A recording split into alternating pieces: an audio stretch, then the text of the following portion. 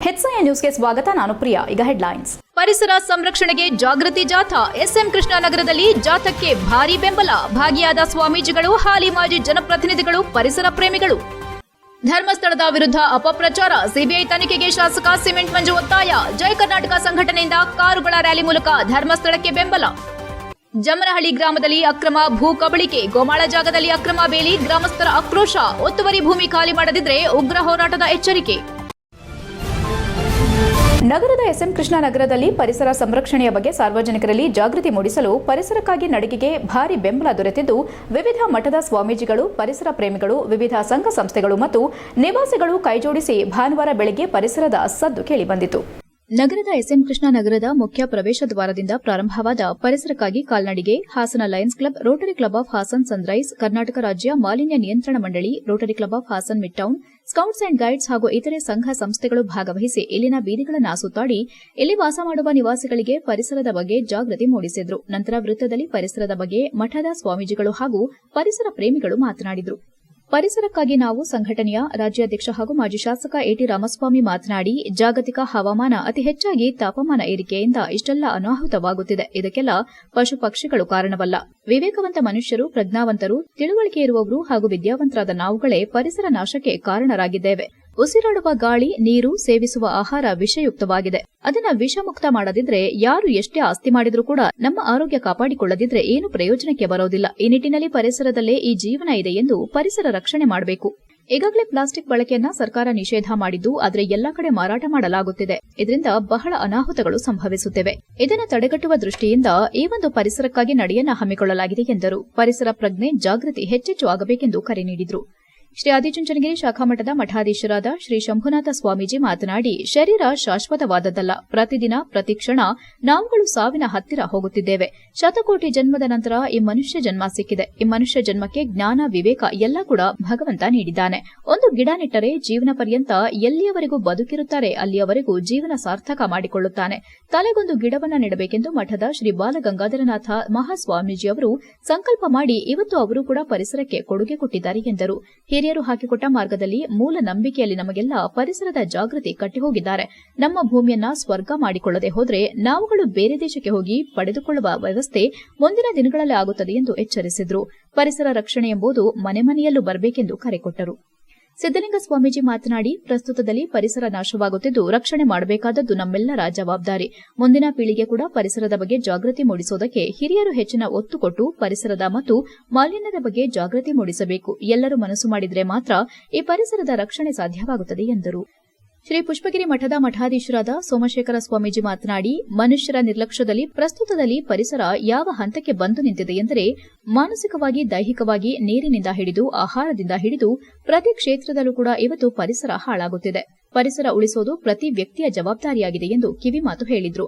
ಹಿಂದೆ 90% ಗಿಡ ಮರಗಳಿತ್ತು, ಇಂದು 90% ಜನಗಳಿದ್ದಾರೆ. ಪರಿಸರವನ್ನ ಕೇವಲ 10% ಇಳಿಸಿದ್ದೇವೆ ಎಂದು ಬೇಸರ ವ್ಯಕ್ತಪಡಿಸಿದ್ರು. ಪ್ರತಿಯೊಬ್ಬರು ಕೂಡ ತನ್ನ ಜವಾಬ್ದಾರಿಯನ್ನ ಅರ್ಥ ಮಾಡಿಕೊಳ್ಳಬೇಕು. ಸಂಪತ್ತು ಎಂದರೆ ಹಣ, ಆಸ್ತಿ ಎಂದುಕೊಂಡಿದ್ದೇವೆ. ಆದರೆ ನಿಜವಾದ ಸಂಪತ್ತು ಆರೋಗ್ಯ ಮತ್ತು ಪರಿಸರ ಎಂದು ಹೇಳಲು ಯಾರು ಇಷ್ಟಪಡೋದಿಲ್ಲ. ಪರಿಸರ ಎಂದರೆ ನಮಗೆ ಇನ್ನೂ ಗೊತ್ತಾಗುತ್ತಿಲ್ಲ. ಬೆಳಗಾಗಿ ಎದ್ದರೆ ಬರೀ ದ್ವೇಷದ ಮಾತನ್ನ ಆಡ್ತಿದ್ದೇವೆ ಎಂದು ಆತಂಕ ವ್ಯಕ್ತಪಡಿಸಿದ್ರು. ಮನಸ್ಸಿನ ಪರಿಸರ ಸರಿಯಾದರೆ ಎಲ್ಲ ಸರಿಯಾಗುತ್ತದೆ. ಅಂತರಂಗ ಮತ್ತು ಬಹಿರಂಗ ಶುದ್ಧಿ ಎರಡನ್ನ ಮಾಡಿಕೊಳ್ಳಬಹುದೆಂದು ಹೇಳಿದರು.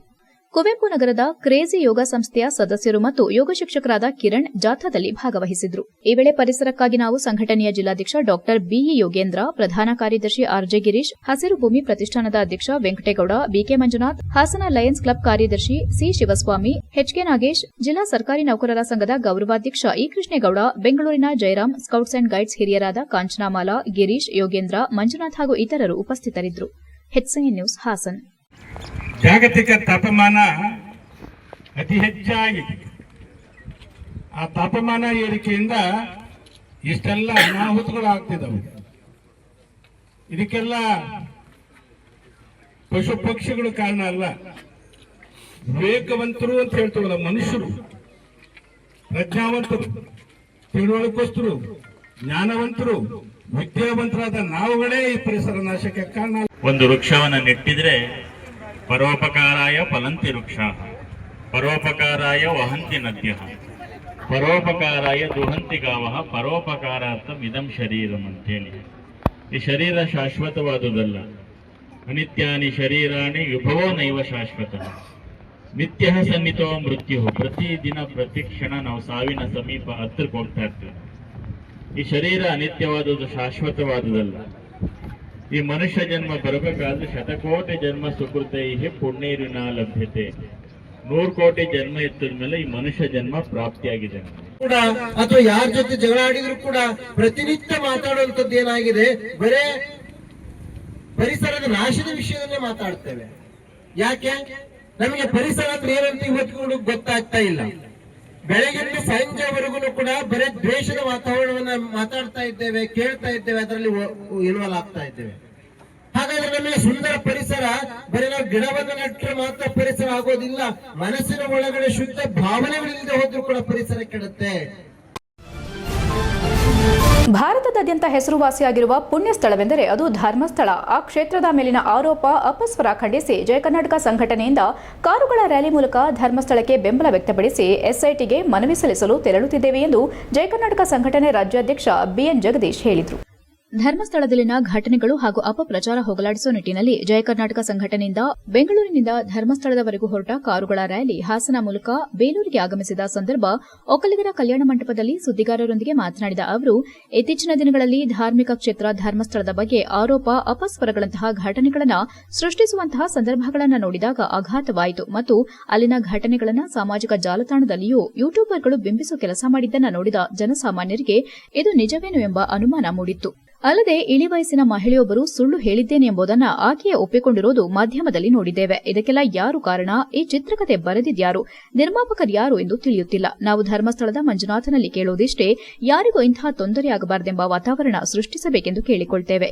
ಜೊತೆಗೆ ರಾಜಕಾರಣಿಗಳ ಹೇಳಿಕೆಗೆ ನಾವು ಪ್ರತಿಕ್ರಿಯಿಸುವುದಿಲ್ಲ. ಅವರು ವೈಯಕ್ತಿಕ ಲಾಭಕ್ಕೆ ಅವರವರ ಪಕ್ಷದ ಪರವಾಗಿ ಹೇಳ್ತಾರೆ. ಆದರೆ ನಾವು ಸಾಮಾಜಿಕ ಬದ್ಧತೆ, ಕಳಕಳಿ ಉಳ್ಳವರು, ಜವಾಬ್ದಾರಿಯಿಂದ ಮಾತನಾಡಬೇಕು. ಈಗಾಗಲೇ ತನಿಖೆ ನಡೆಯುತ್ತಿದ್ದು, ಇದರ ಹಿಂದೆ ಯಾರಿದ್ದಾರೆ, ಏನು ಕಾರಣ ಎಂಬುದನ್ನು ತನಿಖಾ ತಂಡ ಸಾರ್ವಜನಿಕವಾಗಿ ತೆರೆದಿಡಲಿದೆ ಎಂದರು. ಜಯ ಕರ್ನಾಟಕ ಸಂಘಟನೆಯ ರಾಜ್ಯ ಕಾರ್ಯಾಧ್ಯಕ್ಷ ಪ್ರಕಾಶ್ ರೈ, ಹಿರಿಯ ಉಪಾಧ್ಯಕ್ಷ ಮುನಿಸ್ವಾಮಣ್ಣ, ಉಪಾಧ್ಯಕ್ಷ ಹರೀಶ್, ಪ್ರಧಾನ ಕಾರ್ಯದರ್ಶಿ ಗಗನ್ ರಾಜ್, ಸಂಘಟನಾ ಕಾರ್ಯದರ್ಶಿ ಅಂಬರೀಶ್, ಹಾಸನ ಜಿಲ್ಲಾಧ್ಯಕ್ಷ ಎಂಕೆಆರ್ ಸೋಮೇಶ್, ಉಪಾಧ್ಯಕ್ಷ ಶ್ರೇಯಸ್, ತಾಲೂಕು ಅಧ್ಯಕ್ಷ ಎಸ್ಎಂ ರಾಜು, ಕಾರ್ಯಾಧ್ಯಕ್ಷ ಲಕ್ಷ್ಮಣ್, ಪ್ರಧಾನ ಕಾರ್ಯದರ್ಶಿ ಮಂಜುನಾಥ್, ವಿದ್ಯಾರ್ಥಿ ಘಟಕದ ಶ್ರೇಯಸ್, ಆಟೋ ಲಕ್ಷ್ಮಣ್, ಸತೀಶ್, ಉಮೇಶ್ ಸೇರಿದಂತೆ ಇತರರು ಹಾಜರಿದ್ದರು. HCN news, Belur. ಕರ್ನಾಟಕದಲ್ಲಿ ಅಷ್ಟೇ ಅಲ್ಲದೆ ಭಾರತದಾದ್ಯಂತ ಹೆಸರುವಾಸಿಯಾಗಿರ್ತಕ್ಕಂಥ ಒಂದು ಪುಣ್ಯ ಸ್ಥಳ ಅಂತಂದ್ರೆ ಅದು ಧರ್ಮಸ್ಥಳ. ಎಲ್ಲಿ ಧರ್ಮ ಅಂತಂದ್ರೆ ಅದು ಧರ್ಮಸ್ಥಳ ಅಂತಕ್ಕಂಥದ್ದು. ನಮ್ಮ ಗ್ರಾಮೀಣ ಭಾಗದಲ್ಲಿ ಒಂದು ಮಾತು, ಯಾರಾದರೂ ಒಂದು ತೊಂದರೆ ಆದಾಗ ಆ ಮನೆಯಲ್ಲಿ ಒಂದು ಹರಕೆ ಕಟ್ಟುವಂಥದ್ದು ಧರ್ಮಸ್ಥಳ ಮಂಜುನಾಥ ಸ್ವಾಮಿಗೆ ಒಪ್ಪಿಸುವಂಥ ಕೆಲಸ ಪೂರ್ವಜರು ಮಾಡ್ಕೊಂಡು ಬಂದಿರ್ತಕ್ಕಂಥದ್ದು. ಅಂಥ ಪರಂಪರೆಯಲ್ಲಿ ಬಂದಂಥ ನಾವು ಇತ್ತೀಚಿನ ದಿನಗಳಲ್ಲಿ ನೋಡ್ತಾ ಇದ್ದಾಗ ಧರ್ಮಸ್ಥಳದ ಬಗ್ಗೆ ಒಂದಷ್ಟು ಆರೋಪಗಳು, ಅಪಸ್ವರಗಳು, ಈ ರೀತಿಯ ಘಟನೆಗಳನ್ನು ಸೃಷ್ಟಿಸುವಂತಹ ಸಂದರ್ಭಗಳು ಇವೆಲ್ಲವನ್ನ ನೋಡಿದಾಗ ಬಹಳ ಆಗತ್ತ, ಏನಪ್ಪ ಇಂಥ ಆರೋಪಗಳು, ಅದನ್ನ ದಿನನಿತ್ಯ ವೈಭವೀಕರಿಸುವಂತ. HCN ನ್ಯೂಸ್ನಲ್ಲಿ ಈಗ ಒಂದು ಪುಟ್ಟ ಬ್ರೇಕ್.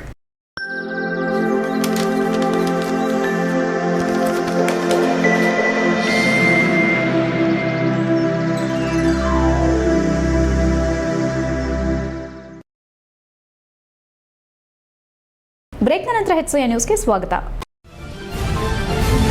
ಗ್ರಾಮಸ್ಥರು, ಯುವಕರು ಆ ಜಾಗದಲ್ಲಿ ಕ್ರೀಡಾಕೂಟಗಳನ್ನು ನಡೆಸಿ ಹಬ್ಬ ಹರಿದಿನಗಳನ್ನು ಮಾಡುತ್ತಿದ್ರು. ಆದರೆ ಈಗ ಪ್ರಭಾವ ಎನಿಸಿಕೊಂಡಿರುವ ಇವರು ಜಾಗಕ್ಕೆ ಬೇಲಿ ಹಾಕಿಕೊಂಡು ದೌರ್ಜನ್ಯ ಮಾಡುತ್ತಿರುವುದರಿಂದ ಗ್ರಾಮಸ್ಥರು ಬೇಸರ ವ್ಯಕ್ತಪಡಿಸಿದ್ದಾರೆ.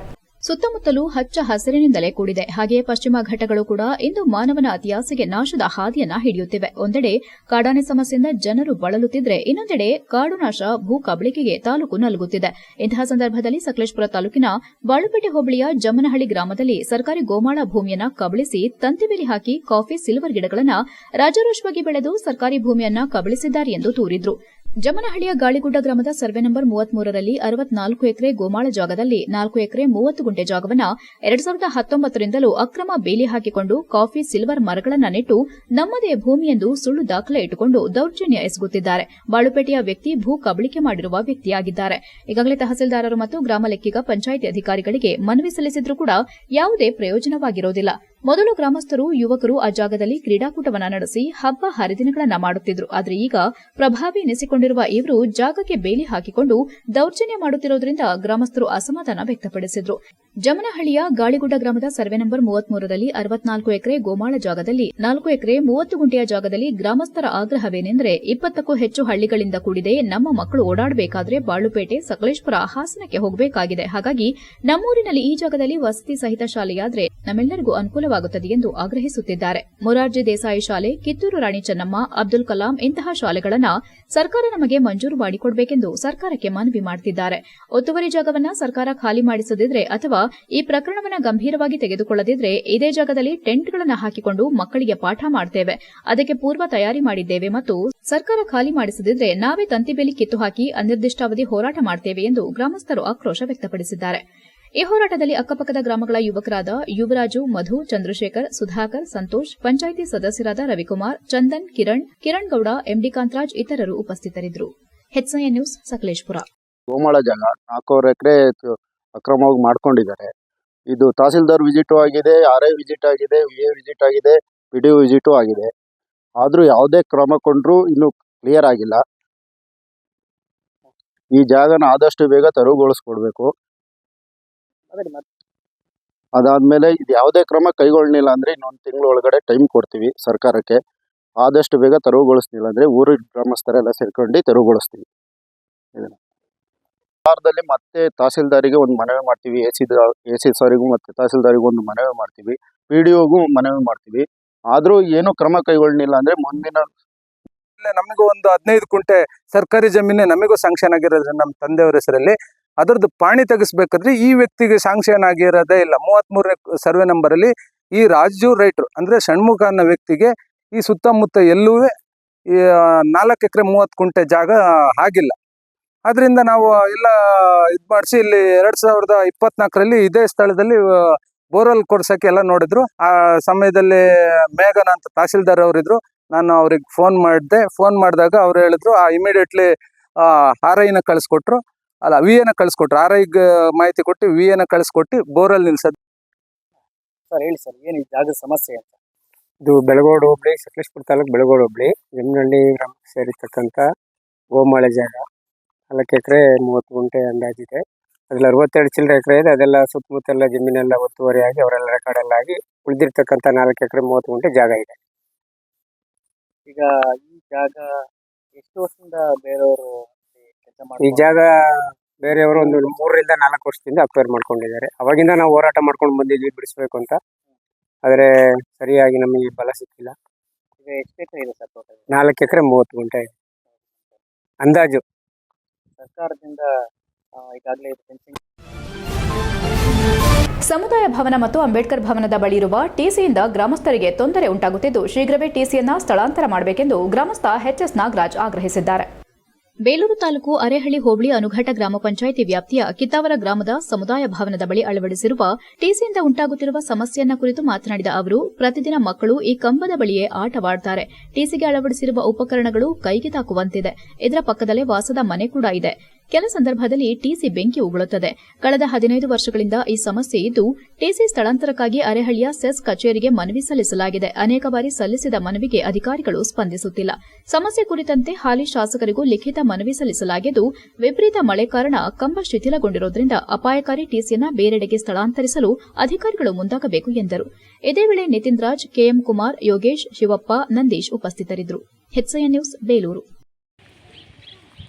ಬೇಲೂರು ತಾಲೂಕು ಅರೇಹಳ್ಳಿ ಹೋಬಳಿ ಕಿತ್ತಾವರ ಗ್ರಾಮದ ಗ್ರಾಮಸ್ಥರು ಮಾತಾಡ್ತಿರೋದು ಏನಪ್ಪ ಅಂತ ಹೇಳ್ತಂದ್ರೆ, ಈಗಾಗಲೇ ಒಂದು 15 ವರ್ಷದಿಂದ ಇದೊಂದು ಟಿಸಿಯನ್ನು ಹಾಕಿ ಎಲ್ಲರಿಗೂ ತೊಂದರೆ ಆಗ್ತಾ ಇದೆ.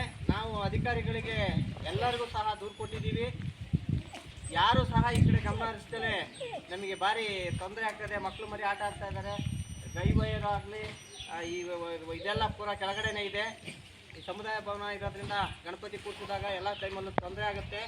ಅದರಿಂದ ನಾವು ಎಲ್ಲರಿಗೂ ಸಹ ನಾವು ಮನವಿ ಮಾಡಿದ್ದೀವಿ.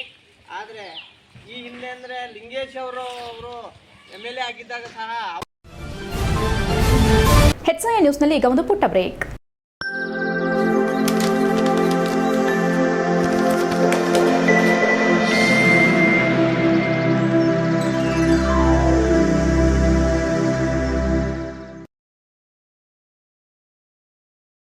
ಬ್ರೇಕ್ನ ನಂತರ HCI ನ್ಯೂಸ್ಗೆ ಸ್ವಾಗತ. ಹಾಸನ ತಾಲೂಕಿನ ಕಾರೆಕೆರೆ ಬಳಿ ಇರುವ ಕೃಷಿ ಮಹಾವಿದ್ಯಾಲಯ ಗ್ರಾಮೀಣ ಕೃಷಿ ಕಾರ್ಯಾನುಭವ ಶಿಬಿರದ ಅಡಿಯಲ್ಲಿ ಅಂತಿಮ ವರ್ಷದ ಕೃಷಿ ಮತ್ತು ಜೈವಿಕ ತಂತ್ರಜ್ಞಾನ ವಿದ್ಯಾರ್ಥಿಗಳ ಜೊತೆಗೆ ಪಶು ವೈದ್ಯಕೀಯ ಕಾಲೇಜು ಹಾಸನದ ಅಂತಿಮ ವರ್ಷದ ವಿದ್ಯಾರ್ಥಿಗಳು ಉಚಿತ ಪಶು ಆರೋಗ್ಯ ತಪಾಸಣಾ ಶಿಬಿರವನ್ನು ಹಂಪನಹಳ್ಳಿಯಲ್ಲಿ ಯಶಸ್ವಿಯಾಗಿ ನಡೆಸಿದರು. ಈ ಕಾರ್ಯಕ್ರಮದಲ್ಲಿ ಹಾಸನದ ಪಶು ವೈದ್ಯಕೀಯ ಕಾಲೇಜಿನ ಪಶು ವೈದ್ಯರು ಹಾಗೂ ಅಂತಿಮ ವರ್ಷದ ವಿದ್ಯಾರ್ಥಿಗಳು ಚರ್ಮ ರೋಗಗಳು, ಕೆಚ್ಚಲುಬಾವು, ಜ್ವರ, ಹಸುವಿನ ಗರ್ಭಕೋಶ ಶುದ್ದೀಕರಣ ಮುಂತಾದ ರೋಗಗಳಿಗೆ ಉಚಿತ ತಪಾಸಣೆ ಮಾಡಿ ಸ್ಥಳದಲ್ಲೇ ಲಸಿಕೆ ಮತ್ತು ಔಷಧಿಗಳನ್ನು ವಿತರಿಸಿದರು. ಇದೇ ವೇಳೆ ಒಟ್ಟು 65 ಪಶುಗಳ ತಪಾಸಣೆ ಮಾಡಿ ಲಸಿಕೆ ನೀಡಿದರು. ಇದರಲ್ಲಿ 36 ಹಸುಗಳು, 13 ಕರುಗಳು, 1 ಹೋರಿ, 1 ಎಮ್ಮೆ, 2 ನಾಯಿ ಹಾಗೂ 12 ಕುರಿಗಳಿದ್ದವು. ಈ ಕಾರ್ಯಕ್ರಮದಲ್ಲಿ ಡಾ ಮುನಿಸ್ವಾಮಿಗೌಡ ಕೆಎನ್, ಡಾ ಶಂಕರ್ ಎಂಎಚ್, ಡಾ ಶಿವಬಸಪ್ಪ ಕಂದಕೂರ, ಡಾ ವಿನೋದ ಶಂಕರ ನಾಯಕ್, ಡಾ ಶಶಿಕಲಾ, ನರಸಿಂಹಮೂರ್ತಿ, ಡಾ ಮಂಜುನಾಥ್ ಹಾಗೂ ಮತ್ತಿತರರು ಉಪಸ್ಥಿತರಿದ್ದರು. HCI news Hassan. ಧರ್ಮಸ್ಥಳದ ಅಪಪ್ರಚಾರಕ್ಕೆ ಯೂಟ್ಯೂಬರ್ ಮತ್ತು ಇತರರಿಗೆ ವಿದೇಶದಿಂದ ಹಣಕಾಸು ಬಂದಿರುವ ಬಗ್ಗೆ ಮಾಧ್ಯಮಗಳಲ್ಲಿ ವರದಿಯಾಗಿದ್ದು, ಈ ಬಗ್ಗೆ ಸಮಗ್ರ ತನಿಖೆ ದೃಷ್ಟಿಯಿಂದ ಪ್ರಕರಣವನ್ನು ಸಿಬಿಐಗೆ ವಹಿಸಬೇಕೆಂದು ಶಾಸಕ ಸಿಮೆಂಟ್ ಮಂಜು ಒತ್ತಾಯಿಸಿದರು. ಶನಿವಾರ ಸಕಲೇಶಪುರ ನಗರದಲ್ಲಿ ಭಾರತೀಯ ಜನತಾ ಪಾರ್ಟಿ ವತಿಯಿಂದ ಧರ್ಮಸ್ಥಳದ ವಿರುದ್ಧ ನಡೆಯುತ್ತಿರುವ ಅಪಪ್ರಚಾರದ ವಿರುದ್ಧ ನಡೆದ ಪ್ರತಿಭಟನೆಯಲ್ಲಿ ಪಾಲ್ಗೊಂಡು ಮಾತನಾಡಿದರು. ಧರ್ಮಸ್ಥಳದ ವಿಚಾರವಾಗಿ ರಾಜ್ಯ ಸರ್ಕಾರದ ಧೋರಣೆಯನ್ನ ಖಂಡಿಸಿ ಧರ್ಮದ ಉಳಿವಿಗಾಗಿ ಧರ್ಮಯುದ್ಧ ಹೋರಾಟವನ್ನ ಮಾಡಲಿದ್ದೇವೆ. ಕ್ಷೇತ್ರದ ಹೆಸರನ್ನ ಕೆಡಿಸಲು ಷಡ್ಯಂತ್ರ ಹೆಣೆದಿರುವ ಗ್ಯಾಂಗಿನ ಎಲ್ಲರನ್ನ ತಕ್ಷಣವೇ ಬಂಧಿಸಿ ತೀವ್ರ ವಿಚಾರಣೆಗೆ ಒಳಪಡಿಸಬೇಕಾಗಿದೆ.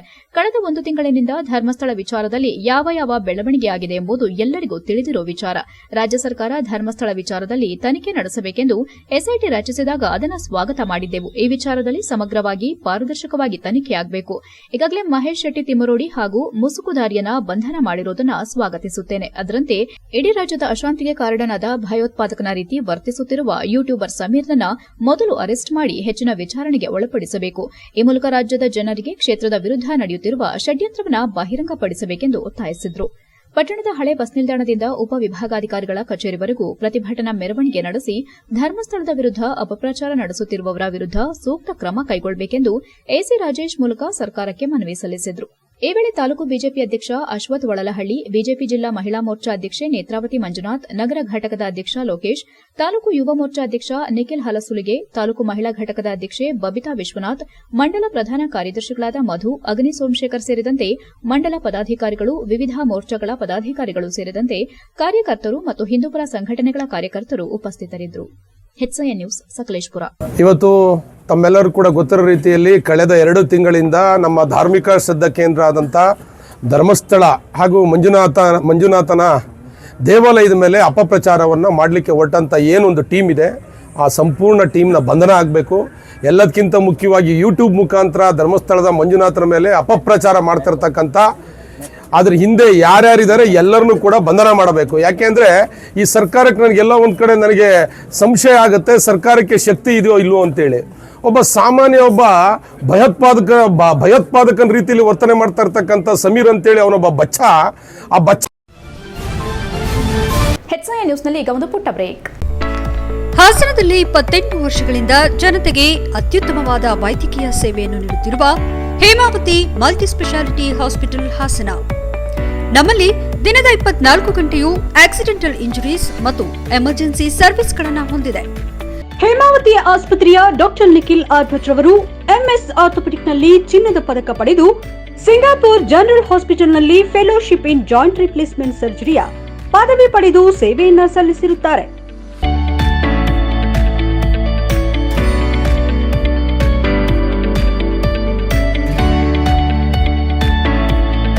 ನಮ್ಮಲ್ಲಿ ಆಂಬ್ಯುಲೆನ್ಸ್ ಸೇವೆಯೂ ಲಭ್ಯ.